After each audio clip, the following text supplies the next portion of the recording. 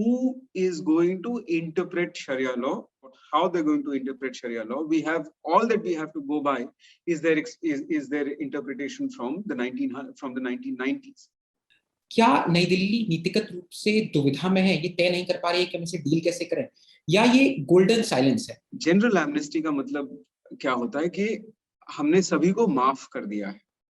आप जब इस तरह की बात करते हैं तो आपने ऑटोमेटिकली अपने आप को अपने सिटीजन्स के रिलेशन में सुपर ऑर्डिनेट पोजीशन में डाल दिया है। मुस्लिम समाजों में कोई मतलब नहीं था अमेरिका को जाकर के उनकी सत्ता पलट करने का और उनकी संस्कृति पर अपनी संस्कृति या उनके विचारों पर अपना विचार और उनके मूल्यों पर अपने मूल्य थोपने का। क्या पंजशीर आने वाले समय में नए तौर पर एक अभिव्यक्ति बन सकता है? इनका खौफ इतना है कि महिलाओं ने कई जगह पर अपने पोजीशंस सरकारी दफ्तरों में और बाहर अभी भी अपने पोजीशंस पे वो लौटी नहीं है। नमस्ते, मेरा नाम है दीपक तेनगुरिया और आप देख रहे हैं हमारा show let a millionaire ask.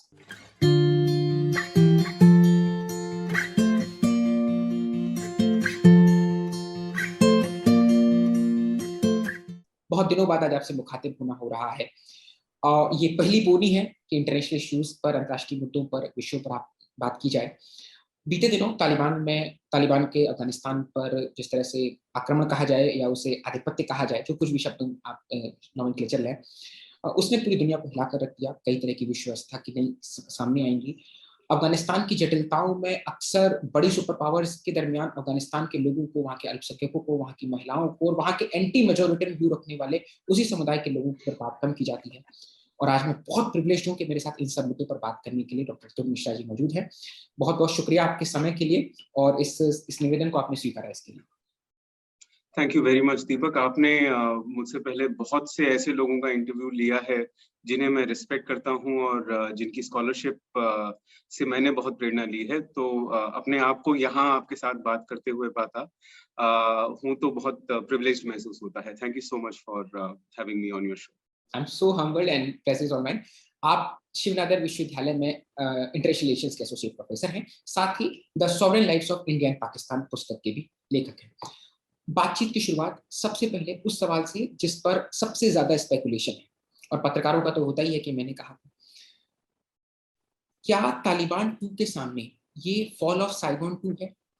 जैसा कि कई लोग इसे अमेरिका सरेंडर टॉक्स भी कह रहे हैं और कई कह रहे हैं कि अमेरिका ने जो 883 बिलियन डॉलर खर्च किए थे अफगानिस्तान आर्मी पर, वो इतनी आसानी से तो शहर दर शहर ढहने नहीं देते अपने स्ट्रक्चर को।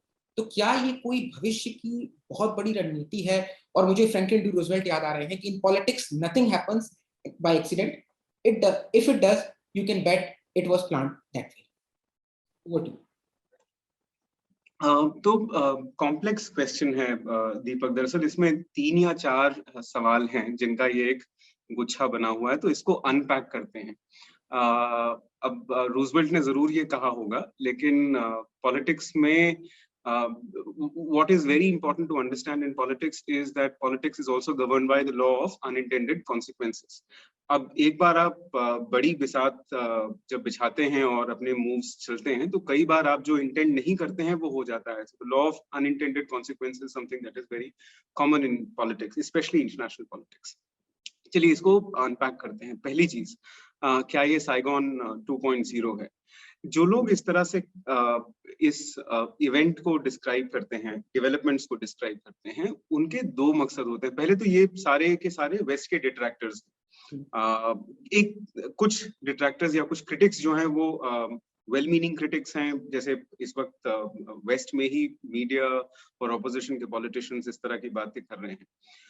लेकिन मेरा ख्याल है कि दो तरह की फोर्सेस या फिर 2 तरह के पॉइंट ऑब्जेक्टिव्स के लिए इस तरह की डिस्क्रिप्शन का इस्तेमाल होता है। पहला तो आपको वेस्ट को या फिर डिपार्टिंग पार्टी को थोड़ा सा ह्यूमिलिएट करना हो या फिर उसको थोड़ा सा अशेम्ड बनाना हो, तब आप इसका इस्तेमाल करते हैं कि साहब देखिए आपको कितनी ह्यूमिलिएटिंग शिकस्त मिली है कि आप को एयरलिफ्ट करना पड़ रहा है। जो दूसरा ऑब्जेक्टिव इसका है और जो मुझे लगता है कि रेडिकल इस्लामिस्ट इसका इस्तेमाल करेंगे, वो ये कहेंगे कि साहब हमने देखिए 20 साल की जद्दोजहद के बाद इनको बाहर निकाल दिया है और इतनी शेमफुली बाहर निकाला है कि इनके पास कुल मिलाकर के वो काबुल एयरपोर्ट की चौहद्दी रह गई जिसके अंदर से ये बाहर निकलने लगे। पर इसके हमें जो बात जानने की जरूरत है कि ऑप्टिक्स तो बुरा है, मतलब इसमें कोई दो बात नहीं है कि ऑप्टिक्स बुरी है, और स्पेशली जब ये टेरर अटैक हुआ है, उसके पहले तो ये एक ह्यूमैनिटेरियन क्राइसिस था, लेकिन जब ये टेरर अटैक हुआ जिसमें इतने ज्यादा लोगों की मौत हुई, 13 अमेरिकन सोल्जर्स की मौत हुई है, इसके बाद से ये एक सिक्योरिटी सेटबैक के तौर पे भी देखा जा सकता है। पर क्या ये इससे ज्यादा कुछ है? इसको सोचने, इसके बारे में बात करने के लिए हमें थोड़ा सा पीछे जाना पड़ेगा। लब्बो-लुबाब इसका ये है कि टैक्टिकली कई सारी गलतियां हुई हैं अमेरिका से इन पर्टिकुलर, और चूंकि अमेरिका इस वक्त वेस्ट को लीड कर रहा है तो वेस्ट से भी टैक्टिकल गलतियां हुई हैं, पर मुझे लगता है कि स्ट्रेटेजिकली जो ओवरऑल ऑब्जेक्टिव रहा है वो बिल्कुल सही रहा है। तो टैक्टिकल गलतियां किस लेवल पर हुई हैं, आपको मैं ये जवाब देता चला जाऊंगा, जब आपको रोकना हो तो आप मुझे रोक दीजिए। तो हाँ, तो टैक्टिकल जो गलतियां हुई हैं वो उस वक्त से शुरू हुई जब आपने तालिबान के साथ अग्रीमेंट करने की बात शुरू की। जैसे ही आपने एक ओवरचर दिया, जैसे ही आपने एक ये इंडिकेशन दिया तालिबान को कि साहब हमें आपसे अग्रीमेंट करनी है, मैं अमेरिका की बात कर रहा हूँ, जब एक सॉवरेन स्टेट, और ये सॉवरेन मतलब आम साधारण सा सॉवरेन स्टेट नहीं है, it's a formidable power, it's one of the super powers of the world, उन्होंने जब ये इंगित कर दिया कि इंडिकेट कर दिया कि साहब हम आपके साथ बात करेंगे, आपने मॉरल विक्ट्री और साइकोलॉजिकल एडवांटेज तालिबान को दे दिया है उसी वक्त से, and there is nothing that you can do about it, there is absolutely nothing that you can do about it, because they say well you know we are all of 60 or 70,000 people, 100,000 at most. We hardly have, you know, the kind of sophisticated weaponry that, for example, America does. We are, you know, good with small arms and so on and so forth. और अब हम इनको यहाँ से निकालने वाले हैं, तो एक साइकोलॉजिकल एडवांटेज उनके पास चला गया। उसके बाद जो सबसे बड़ी गलती हुई वो ये हुई कि आपने एक बायलैटरल पीस अग्रीमेंट या विड्रॉल अग्रीमेंट, आप इसको चाहे जो कह लें, वो आपने फोर्ज किया। आपका जो सपोर्टेड गवर्नमेंट थी वहां पर, अशरफ गानी लेड गवर्नमेंट, उसको उस पीस अग्रीमेंट का इनएलिएनेबल हिस्सा नहीं बनाया। और जो ये दो पैरेलल ट्रैक्स आपने खोल दिए कि साहब हम विड्रॉ कर लेंगे, आप हमारे इंटरेस्ट्स पे हमारी जो रेड लाइंस हैं उनको क्रॉस नहीं करेंगे, तो हमारे उसको अटैक नहीं करेंगे, हम अपनी टेरिटरी को हमारे एक्टर्स के खिलाफ, हमारे दुश्मनों के खिलाफ इस्तेमाल नहीं करने देंगे। तालिबान ने कहा साहब बिल्कुल, अगर आपने ये किया होता, अमेरिका ने अगर ये किया होता कि साहब ये सारी चीजें तो ही हैं, हम तब तक नहीं जाएंगे जब तक एक transitional inclusive broad based government जो दो तीन चीजें को इंश्योर करेगी, वो जब तक बन नहीं जाती तब तक हम नहीं जाएंगे। अगर ये उनकी अग्रीमेंट का हिस्सा रहा होता तो शायद इस तरह की सिचुएशन जो आज आई है नहीं आती। अब आप ये बात, हाइंडसाइट मेक्स एवरीवन वाइज, मतलब एक बार जब वाकया गुजर जाता है तो सभी फिलोसोफर्स बन जाते हैं, सभी ज्ञानी बन जाते हैं। तो लेकिन एक बात है, मतलब एक बात जो सोचने लायक है वो ये है कि हो सकता है कि ट्रंप का जो ट्रांजैक्शनलिज्म था कि साहब हम बायलैटरल डील करके निकल जाएंगे, ये जो मेस होगा वो अफगानिस्तान वाले संभाले, उनकी सरकार संभाले, उनके लोग संभाले। क्या वो ये ट्रांजैक्शनलिज्म बहुत बड़ा रोड़ा बना? मुझे लगता है कि बना।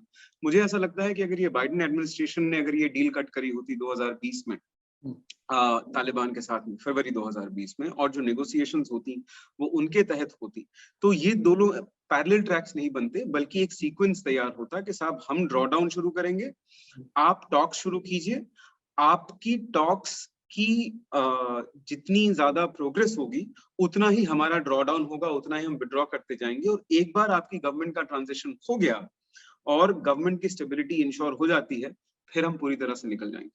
ये एक आइडियल पीस एग्रीमेंट, ये एक आइडियल विड्रॉल कम पीस एग्रीमेंट होता, लेकिन ये नहीं हुआ। तो जब बाइडेन साहब एडमिनिस्ट्रेशन में आते हैं, और मुझे लगता है कि वो, मतलब you should never trust a politician and you should never trust Biden as well, पर यहाँ पर उनका लॉजिक जो है कि साहब मेरे पास दो ऑप्शन थे, मैं जब पावर में आया तो डील कट कर चुके थे ट्रम्प, और मेरे पास ऑप्शन ये था कि या तो मैं कह दूं कि साहब नहीं, हम फिर से एक अग्रीमेंट साइन करेंगे आपसे और उसके तहत हम ये दोनों चीजों को साथ ले आएंगे, पीस प्रोसेस को और ट्रांजिशन गवर्नमेंट को और विड्रॉल को, या फिर मैं निकल जाता। और मैंने डिसाइड किया कि मैं निकल जाऊंगा। 31 मई की डेडलाइन थी, सॉरी 1 मई की डेडलाइन थी, हमने उसको बढ़ाया 11 सितंबर को। पहले हमने कहा था, हमने थोड़ा सा उसको एडवांस कर दिया। हर एक पॉलिटिशियन एडवांटेज लेना चाहता है ये कहने का, साहब हमने कहा था 11 को, हमने उसके पहले ही विड्रॉ कर लिया। तो वहां पे मुझे लगता है थोड़ी सी प्रॉब्लम हुई। तो टैक्टिकल लेवल पर ये मेजर मिसस्टेप्स हुए।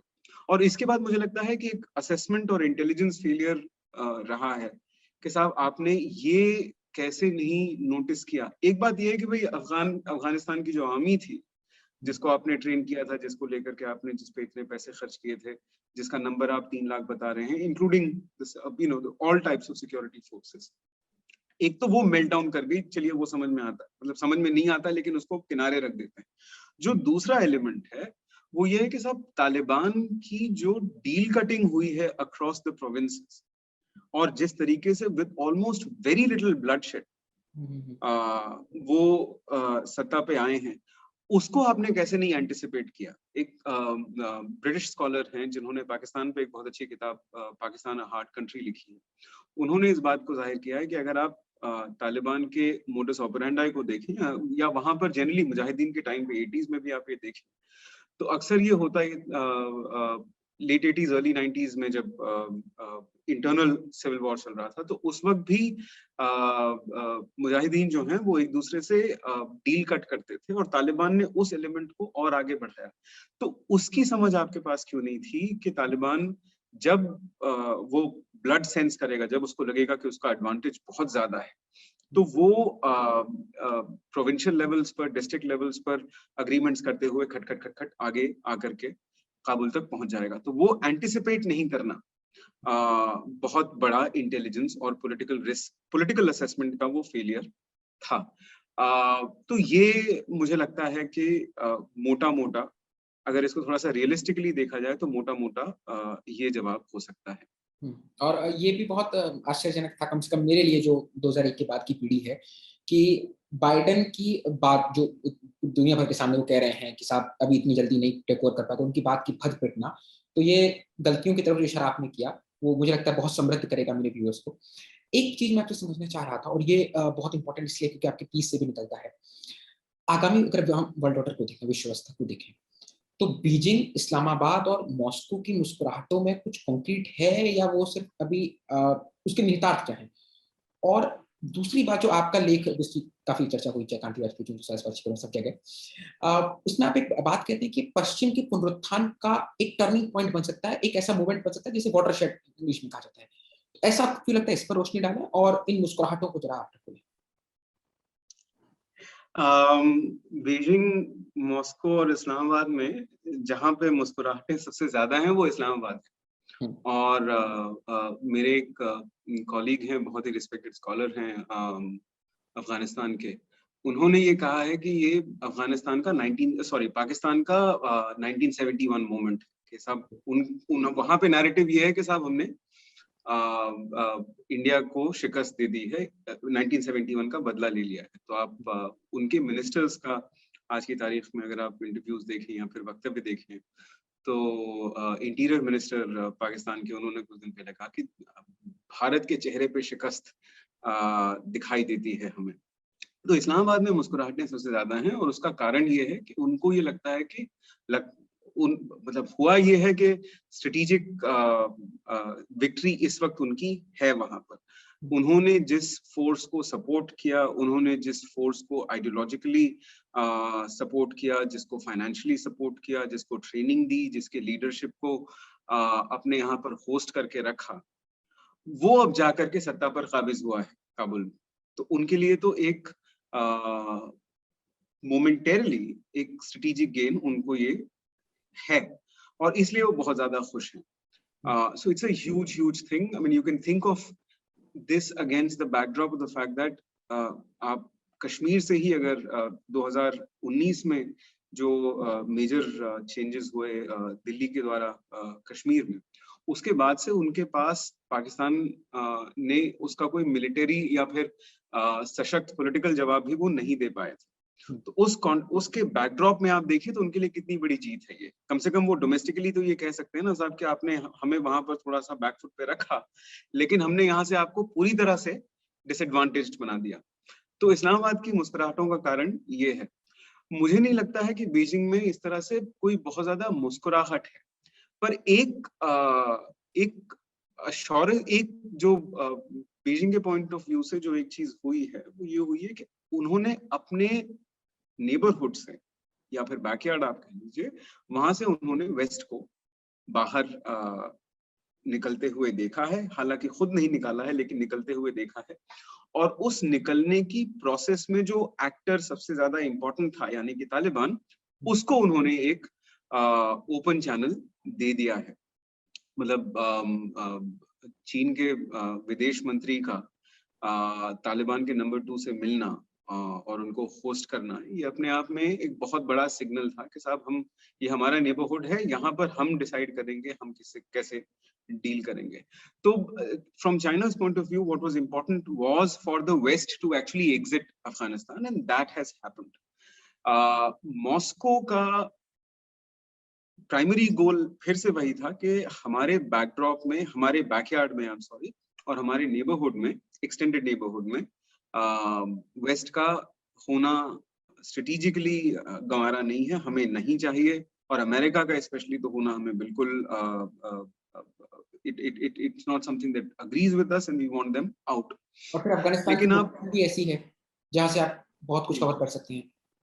बिल्कुल, लेकिन अब जरा अब इसके बाद ना, ये तो मतलब फर्स्ट ऑर्डर अंडरस्टैंडिंग है, इसको थोड़ा सा और नुआंस और एनरिच करते हैं। आप गौर से रशिया से आने वाले रिमार्क्स को, पिछले 7 दिनों में जो रिमार्क्स आए हैं, आप उनको गौर से देखिए। उसमें ये एक यूनिलैटरल या फिर इस वन साइडेड रिमार्क्स नहीं है जिस तरह से पाकिस्तान से आ रहे हैं। पाकिस्तान ने सीधा कह दिया कि साहब आप उनको एक चांस दीजिए, हम स्टेबिलिटी के लिए काम कर रहे हैं, और तालिबान को आप चांस दीजिए और हम एक ब्रिज बनेंगे तालिबान और दुनिया के बीच में। Not in those many words, but that is effectively what they are saying. वो एक consistent line पाकिस्तान से निकल के आ रही है। चीन से भी लाइन लगभग उसी तरह की है। हालांकि चीन ने बहुत कुछ नहीं कहा है, पर वो सटली ये कह रहे हैं कि साहब हम आपके साथ काम करेंगे, हमें स्टेबिलिटी चाहिए। उन्होंने थोड़ा बहुत पॉलिटिकल कंडीशंस के बारे में बात की है, पर ज्यादा उस पर गौर नहीं किया। रशिया की अगर आप रशिया से निकल के जो वक्तव्य आ रहे हैं, जो स्टेटमेंट्स आ रही हैं, उसमें आप बहुत ज्यादा कंसर्न देख रहे हैं। इंस्टेबिलिटी का उनको खतरा बहुत ज्यादा लग रहा है, उनको इस्लामिस्ट का खतरा बहुत ज्यादा लग रहा है। हालांकि वो ये भी कह रहे हैं कि साहब अब वेस्ट का वहां से निकल करके बाकी के हमारे जो सेंट्रल एशियन नेबर्स हैं उनमें आना ठीक नहीं है, वो हमें बर्दाश्त नहीं होगा। लेकिन उनकी जो प्राइमरी कंसर्न है वो रेडिकल इस्लामिस्ट की है, और वो इस वजह से आप देखेंगे उनका एक अनइक्विवोकल, एक ही तरह का स्टांस नहीं है कि साहब हम वेलकम कर रहे हैं तालिबान को, उसके टेक ओवर को, एटसेट्रा। वहां से अलार्म है। Geopolitically, therefore, it is very clear that all three parties are happy that Taliban is in power, that India has suffered a setback, and the West is going out geopolitically. मुझे नहीं लगता है कि ये law of unintended consequences ना, आप जो चाहते हैं जरूरी नहीं है कि राजनीति में वो हो। अंतरराष्ट्रीय राजनीति में तो और भी नहीं हो सकता, क्योंकि जो बाकी के जो वेरिएबल्स हैं वो आपकी पकड़ में नहीं होते हैं।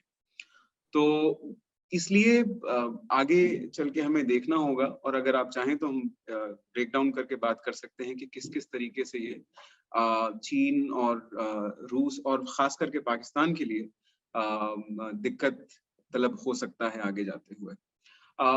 लेकिन एक लास्ट एलिमेंट अभी वो ये है कि अगर इन तीनों देशों में सबसे ज्यादा रेजिलियंस कैपेसिटी या सबसे ज्यादा कैपेसिटी है किसी भी तरीके की एडवर्स डेवलपमेंट्स को, नेगेटिव डेवलपमेंट्स को अफगानिस्तान में झेल जाने की और अपने आप को उससे शील्ड करने की, तो वो चीन की है।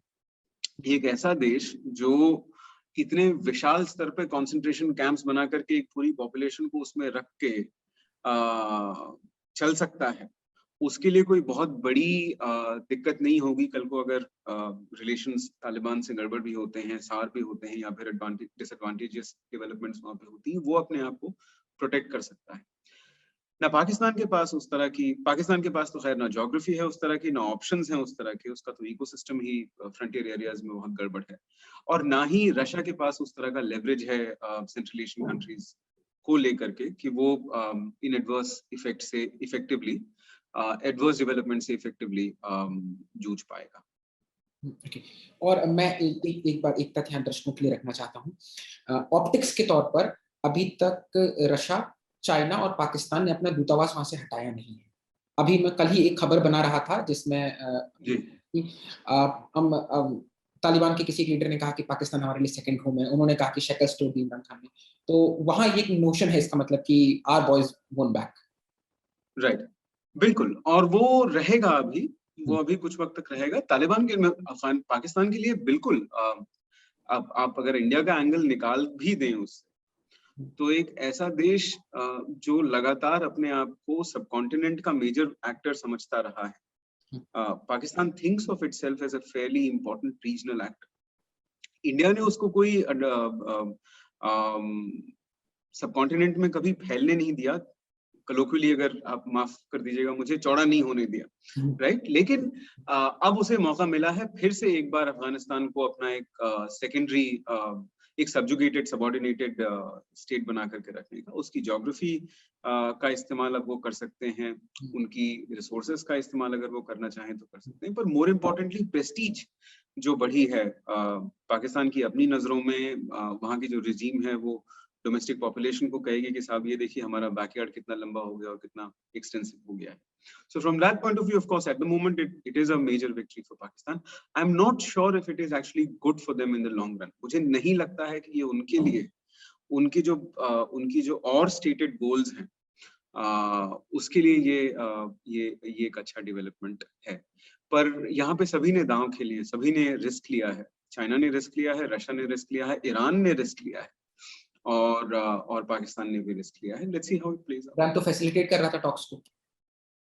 बिल्कुल, अब वो बहुत इंटरेस्टिंग है क्योंकि एक शिया पार, एक essentially Sunni fundamentalist political force को अगर इस तरह से सपोर्ट कर रहा है, exactly for the same reason that we know this will be one way of actually giving another blow to the Americans and the West. This anti-Westernism is so common in this entire area, and if you notice, it has brought all kinds of otherwise disparate actors. You know, a Sunni power, well, not a Sunni power, but you know, Sunni majority country on one side, and you have the Shias from here, and then whatever China is as an ideological force, and the Russians. They were all converged on this one thing. So you know, anti-Westernism is the great glue, and I think that each one of them has actually taken 2 steps too far. मुझे लगता है कि risk सभी ने लिया है, और सिर्फ एंटी वेस्टर्निज्म या फिर वेस्ट को उस अपने नेबरहुड से निकालने के लिए जो रिस्क लिए हैं, क्या वो जस्टिफाइड होंगे, ये देखना होगा। मुझे नहीं लगता है जस्टिफाइड होंगे। Time will tell.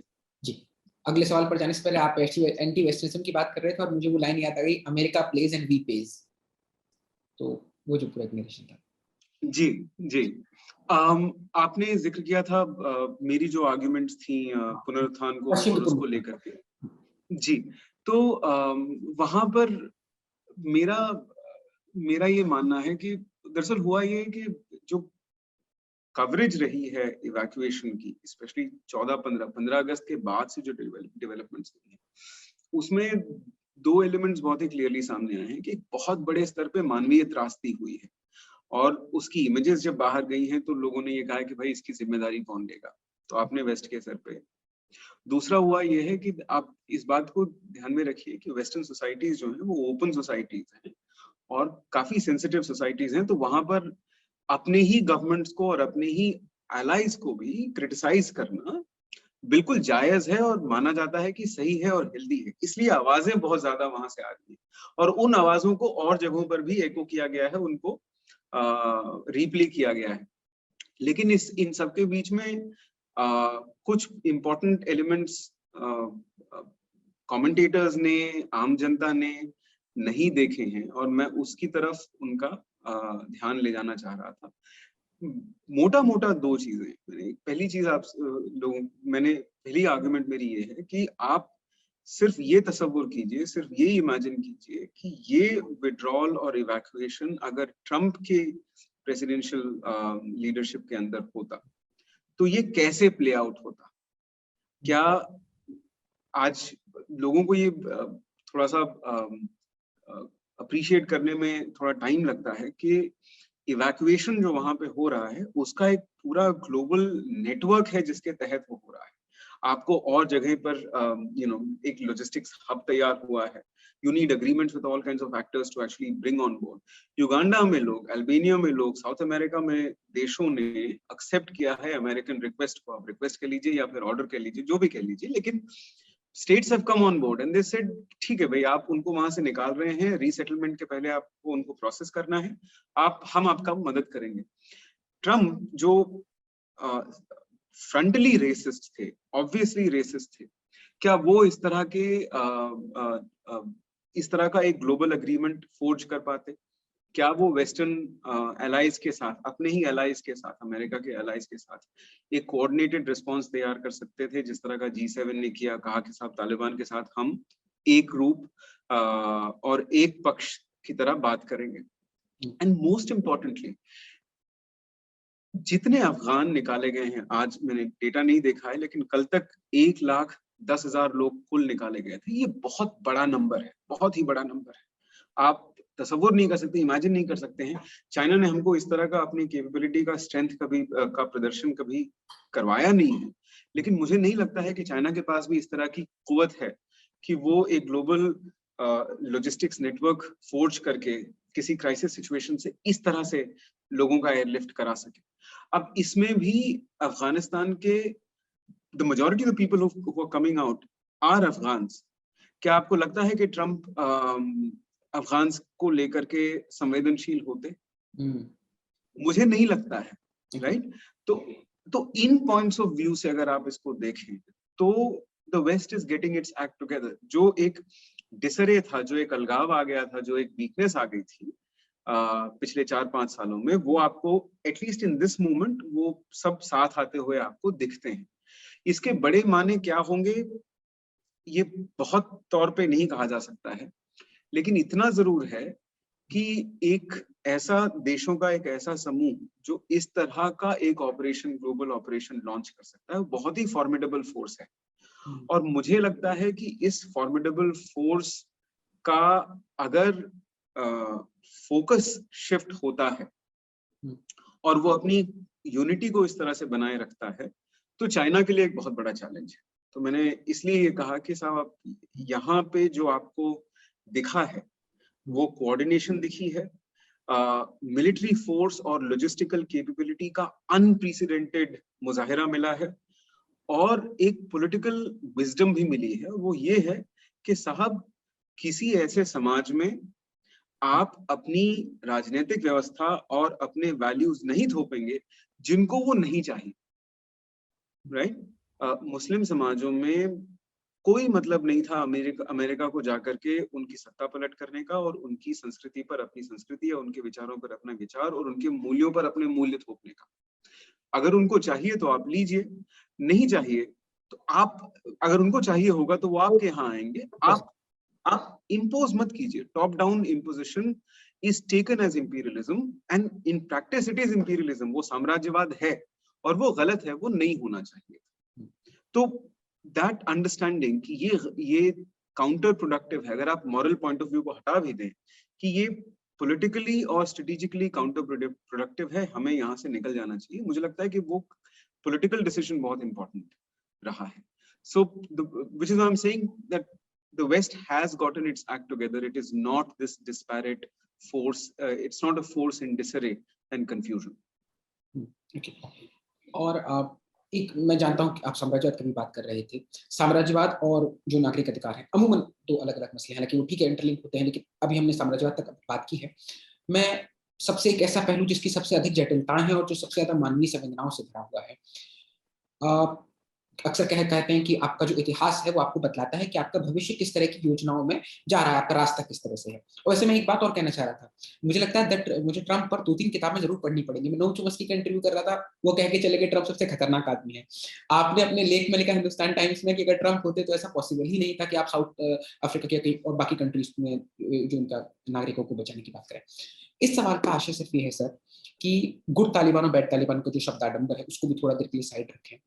तो तालिबान 2.0 का ये जो नया रूल है, ये अफगानिस्तान की महिलाओं के लिए, वहाँ के नागरिक अधिकारों के लिए, व्यक्तिगत स्वतंत्रता के लिए, रूल ऑफ लॉ के लिए, माइनॉरिटी के लिए, और सबसे महत्वपूर्ण वहाँ की मेजोरिटी में भी जो एंटी मेजोरिटेरियन वॉइसेस हैं उनके लिए किस तरह रहने वाला है, उनके इतिहास देखते हुए।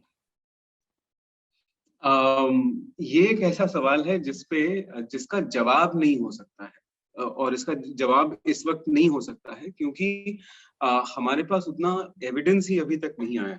अभी तो ट्रांजिशन का प्रोसेस ही शुरू हुआ है।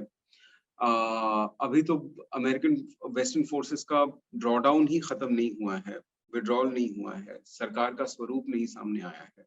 और जब तक सरकार का स्वरूप नहीं सामने आएगा तब तक इनसे जो जुड़ी हुई बारीकियां हैं उसके बारे में किसी भी इंटेलिजेंट लेवल पर कुछ कह पाना मुश्किल है। दैट सेड, इसके बारे में सोचा कैसे जाए इस पे बात हो सकती है। तो अगर आप इजाजत दें तो इन सवालों के बारे में इस संदर्भ में हम कैसे सोचें, इसके बारे में कुछ बातें कही जा सकती हैं। पहली बात तो जो तालिबान 2.0 है, इसको आप ये आइडिया कहाँ से निकला है, जरा इसकी तरफ भी आप ध्यान दीजिएगा। ये न्यूट्रल डिस्क्रिप्शन नहीं है, ये सिर्फ क्रोनोलॉजिकली चूंकि तालिबान एक बार फिर से आए हैं इसलिए आप उनको 2.0 कह रहे हैं, ऐसा नहीं है। ये कुछ तालिबान सिंपैथेटिक, तालिबान की तरफ फेवरेबली डिस्पोज्ड जो फोर्सेस हैं, ये उनके द्वारा प्रेजेंट किया गया डिस्क्रिप्शन है कि this is a new Taliban. और इस पे बहुत ही कोऑर्डिनेशन के साथ तालिबान की जो पीआर मशीनरी है उसने काम किया है कि we are different from the past, we are not going to do anything that you are afraid about. तो राइट नॉइजेस जिसे उन्होंने कहा, सारे राइट नॉइजेस हैं। उन्होंने कहा कि सब एक ब्रॉड बेस्ड इंक्लूसिव गवर्नमेंट होगी, आप किसी को डरने की जरूरत नहीं है, and so on and so fourth. लेकिन जरा गौर कीजिए फॉलोइंग चीजों पर। वो आए सत्ता पर, उन्होंने कहा कि हमने एक जनरल एमनेस्टी दे दी है। जनरल एमनेस्टी का मतलब क्या होता है कि हमने सभी को माफ कर दिया है। आप जब इस तरह की बात करते हैं तो आपने ऑटोमेटिकली अपने आप को अपने सिटीजन्स के रिलेशन में सुपर ऑर्डिनेट पोजिशन में डाल दिया है कि आप सबऑर्डिनेट हैं, हम सुपर ऑर्डिनेट हैं, हमने माफ कर दिया है आपको। तो जब हमने आपको माफ कर दिया है तो sorry, so it's patronization of a sort, right? So you don't talk firstly to citizens like that. And that's the first sign of the kind of relationship that is going to be there between the regime and the people. You are not going to treat them like citizens, you're going to treat them like people who deserve mercy because you have come to power. वो दया के पात्र हैं। आज किसी भी civilised society में जो सरकार होती है वो अपने वहां के लोगों को दया के पात्र नहीं समझती है। वो ये कहती है कि साहब सॉवरेन पावर उनके पास है, उन्होंने हमको अथॉरिटी दी है कि उनके जो डे टू डे के मसले हैं या फिर जो सामूहिक मसले हैं उन पे, पॉलिटिकल थियरी आप मुझसे अच्छा जानते हैं, but you get the point, right? Citizen और दया के पात्र के बीच में बहुत बड़ा फर्क होता है। तो that's the first sign. Second sign, women पे क्या कहा है उन्होंने? Women will have all the freedoms and within the purview of, right? Now, two things. Who is going to interpret Sharia law for them? And in the absence of any concrete document about how they're going to interpret Sharia law, all that we have to go by is their interpretation from the 1990s. 1990 के दशक में जो उनका interpretation था, अगर हम उसको लेकर के चलें, क्योंकि नया तो उन्होंने कुछ दिया नहीं है, अगर हम उसको लेकर के चलें तो साहब हमको बहुत ही क्लियर है कि कर्टेलमेंट होगी। अच्छा, अब इन्होंने क्या किया है इन्होंने, they have tolerated female presence in public spaces to some extent. Tolo TV पर इन्होंने इनके एक स्पोक्स पर्सन ने आकर के एक फीमेल जर्नलिस्ट को, फीमेल एंकर को इंटरव्यू भी दिया है। हालांकि तोलो टीवी पर जो हेडगियर है, जो ड्रेस है वुमेन जर्नलिस्ट का, उसमें थोड़ी सी तब्दीली आई है, थोड़ा सा और कंजर्वेटिव और प्रोनाउंस्ड हो गया है। लेकिन इनका खौफ इतना है कि महिलाओं ने कई जगह पर अपने पोजीशंस सरकारी दफ्तरों में और बाहर अभी भी अपने पोजीशंस पे वो लौटी नहीं है। तो that's the other thing to think about. Minorities. आप Amnesty International की एक रिपोर्ट आई कि साहब in the run up to the capture of Kabul, they ended up massacring X number of Hazaras in one part. Rule of law. Again, rule of law को लेकर के ये बहुत clear है कि if law equals Sharia law as interpreted by these people, it would definitely be there. And they will end up guaranteeing some kind of security as well. I'm not sure if that is good enough for the emergence of Afghans as a enabled citizenry body. आज की 21वीं शताब्दी में एक नागरिक के जो अधिकार होते हैं और उन अधिकारों के बल पर उसकी जिस तरह से आधुनिक समाज में रहने और उसको कंट्रीब्यूट करने की जो क्षमता होती है, जिसको सिटीजन्स कैपेसिटी हम कहते हैं, वो ये तंत्र लोगों को दे पाएगा या नहीं दे पाएगा, मुझे इसको लेकर के काफी इसको लेकर के काफी अनिश्चितता है। और आप मुझसे पर्सनली पूछें तो मुझे ये लगता है कि नहीं होने वाला है। There is going to be a massive corrosion of the rights of Afghans. Last element इसमें ये है, और which is the flip side of the story. A lot of the people who were trained to fight for the rights of people of Afghanistan have actually left Afghanistan. Okay. Right? जो brain drain हुआ है उसमें activist, civil society के वो लोग जो amplify करते थे वॉइसेस हर तरह की, जो राइट्स की बात करते थे, वुमेन्स राइट्स की बात करते थे, ह्यूमन राइट्स की जनरली बात करते हैं, वो उसका एक बहुत बड़ा तबका ऐसे ही बाहर चला गया है। तो एक चीज होती है कि अपने राइट्स को लेकर के अवेयर होना, और दूसरा होता है राइट्स को लेकर सड़क पे उतरना और फाइट करना। वो ओवरनाइट नहीं आता है, उसके लिए ट्रेनिंग चाहिए होती है। Activism is something that you learn on the streets. तो जो एक्टिविस्ट थे वो भी धीरे धीरे चले गए और अधिकांश तबका उनका भी बाहर चला गया है। So from all of these points of view I think very dark days are ahead for the people of Afghanistan. मैं दिल्ली विश्वविद्यालय से आता हूँ, और हालांकि मुझे सौभाग्य नहीं मिला कि मेरी क्लास में कोई अफगान के हो, लेकिन मेरे कई सीनियर्स पॉलिटिकल साइंस में थे, डिपार्टमेंट में, जो अफगानिस्तान से थे। मैं अगले सवाल पर जाने से पहले, यानी कि सोशल कॉन्ट्रैक्ट की जो नया जो कॉम्पैक्ट है वो अफगान की जनता वेट करेगी, और सिर्फ संविधान का होना जरूरी नहीं है, संविधानवाद, कॉन्स्टिट्यूशनिज्म की सबसे ज्यादा जरूरत है अगर एक बेहतर अफगानिस्तान की हम, जिसमें सब कुछ हो, अधिकार हो, स्वतंत्रता हो, इसकी हम उम्मीद करें। एक आखिरी सवाल, और इसको मैं थोड़ा सा ब्लंट होकर पूछना चाहता हूँ। प्रधानमंत्री एक बार कह रहे थे कि कोई आतंकवाद अच्छा या बुरा नहीं होता, आतंकवाद सिर्फ आतंकवाद है। फिर आपने कथित रूप से बैक चैनल टॉक्स भी करी। फिर क्या गुड तालिबान बैड तालिबान की तलाशा जा रहा है, आपने भी ये बात एक बार कही थी। क्या नई दिल्ली नीतिगत रूप से दुविधा में है, ये तय नहीं कर पा रही है कि हम इसे डील कैसे करें, या ये गोल्डन साइलेंस है? अच्छा, जिस लेख की बात हो रही है मैं दर्शकों को बताना चाहूंगा, वो हिंदुस्तान टाइम्स का लेख है जो शुक्रवार को आया था, और आप, मेरी दरख्वास्त है कि आप उसको जरूर जाकर के पढ़ें। उसमें आपने नई दिल्ली को प्रसन्न होने की एक वजह थी जिसकी हम चर्चा कर चुके थे, वेस्ट का रिस्ट्रिक्शन। क्या नई दिल्ली की इस शांति में, जो बहुत क्रूर होती है, जो बहुत निहितार्थों से भरी होती है, क्या उसके कुछ गूढ़ अर्थ भी हैं? अगेन 2-3 सवाल हैं जिनको अनपैक करने की जरूरत है। तो मैंने जब ये कॉन्वर्सेशन तालिबान के साथ एक बैक चैनल था या नहीं था, किस हद तक का कांटेक्ट था, हमें नहीं पता है। तो जब हुआ था तो मैंने एक सवाल पूछा था कि साहब क्या आपके उसमें गुड तालिबान और बैड तालिबान का एक अंडरस्टैंडिंग है, उसको हम बाहर निकाल देते हैं।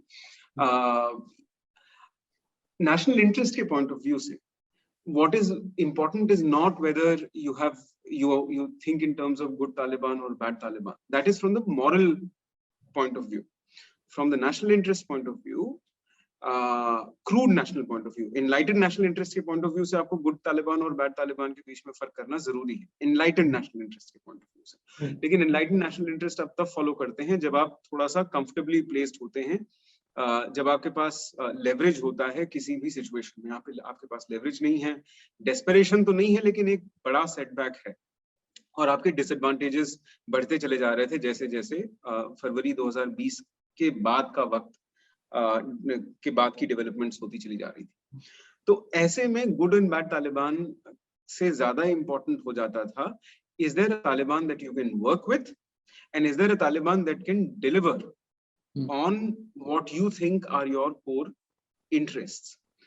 अब वहां क्या हुआ है, एक स्कूल ऑफ थॉट इंडिया में यह है कि साहब you came to Taliban very late, आप बहुत हद तक संकोच में रहे और इसलिए आपने टाइम पे उनसे बात करनी नहीं शुरू की। बाकी के प्लेयर्स बहुत ज्यादा करीब उनके आ गए थे, इसलिए उनका लेवरेज बढ़ चुका था और आप चूंकि किसी हेजिटेशन में थे, you put all your eggs in the Kabul regime led by Ashraf Ghani and his colleagues.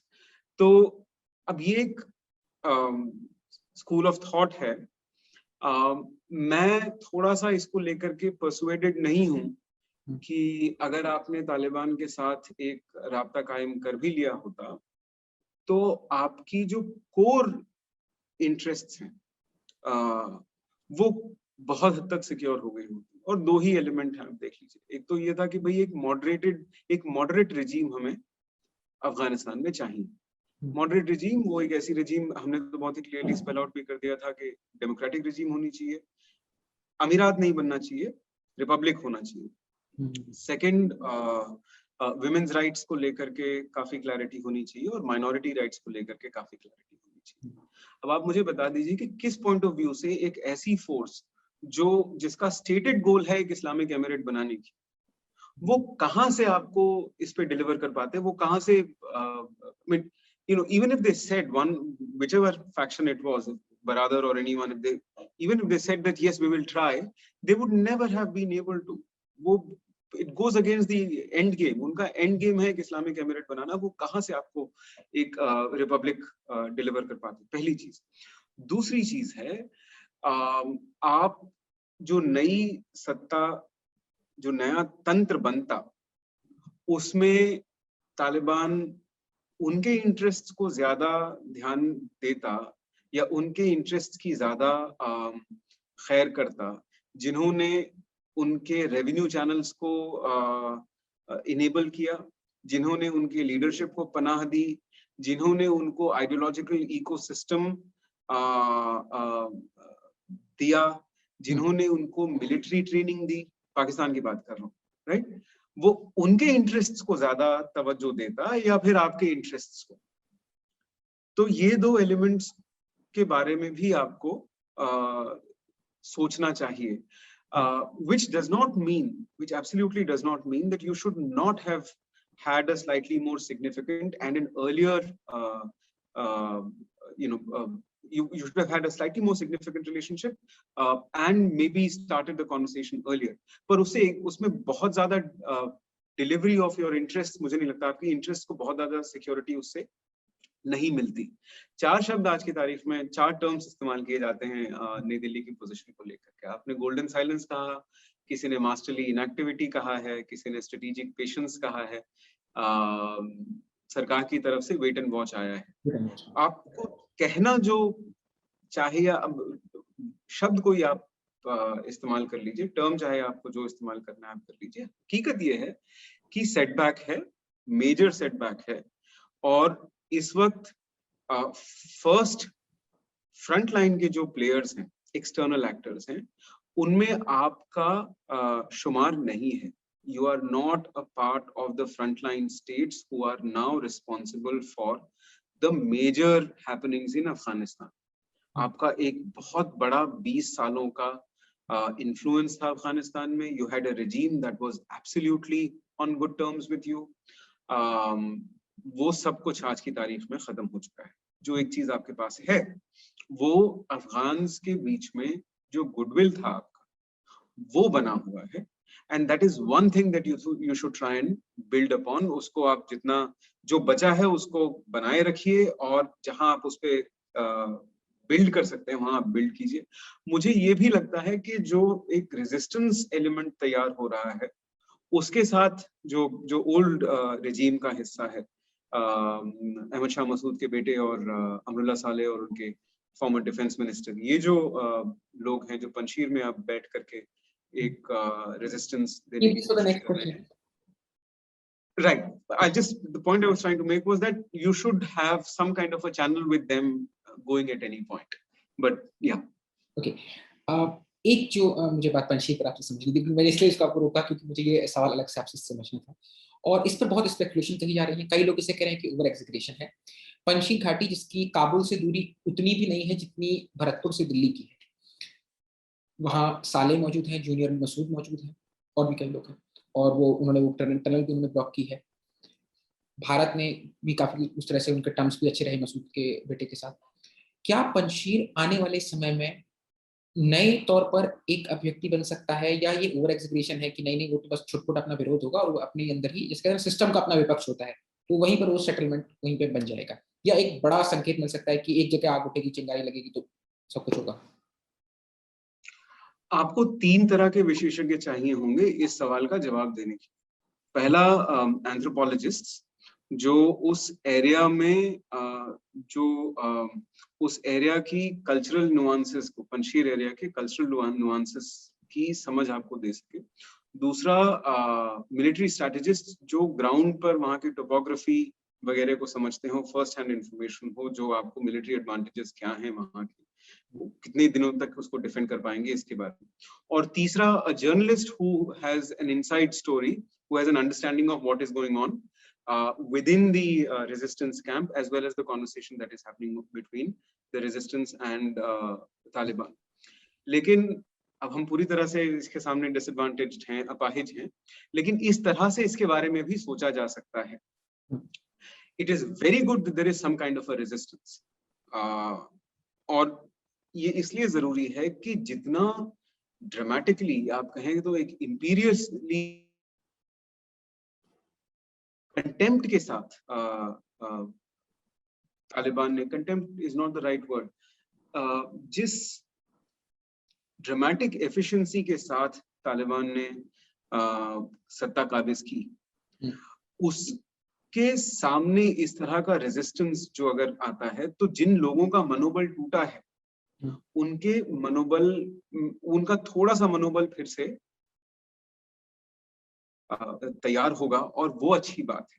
किसी भी पॉलिटिकल सिस्टम में सिर्फ एक पार्टी, पॉलिटिकल पार्टी की बात नहीं कर रहा हूं, लेकिन एक ही फोर्स का ओवरवेलमिंग डोमिनेंस अच्छी चीज नहीं है। So from that point of view this resistance is going to be is very desirable. मुझे नहीं लगता है कि ये किसी भी तरीके से northern alliance of the past बन सकता है।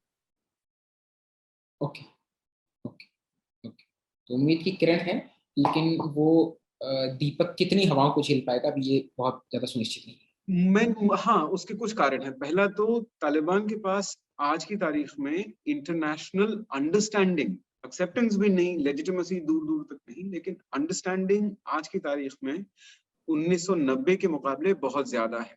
Right, there are lot of actors who are willing to at least listen to Taliban and have some kind of a dealing with them, as opposed to the extent to which they were shunned back then. Secondly, all the major neighboring players are absolutely on their side, right?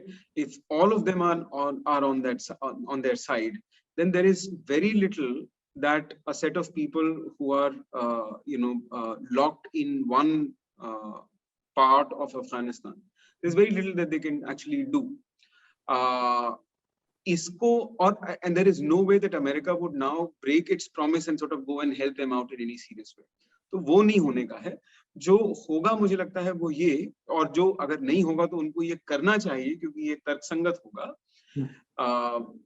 Panjshir resistance के जो actors हैं, इन्होंने इतना pressure तैयार करना चाहिए कि जो अगली सरकार का जो तंत्र है और फेस है उसको जितना इंक्लूसिव ये बना सकें, ये अपना फोर्स लगा करके उसको बनाने की कोशिश करें.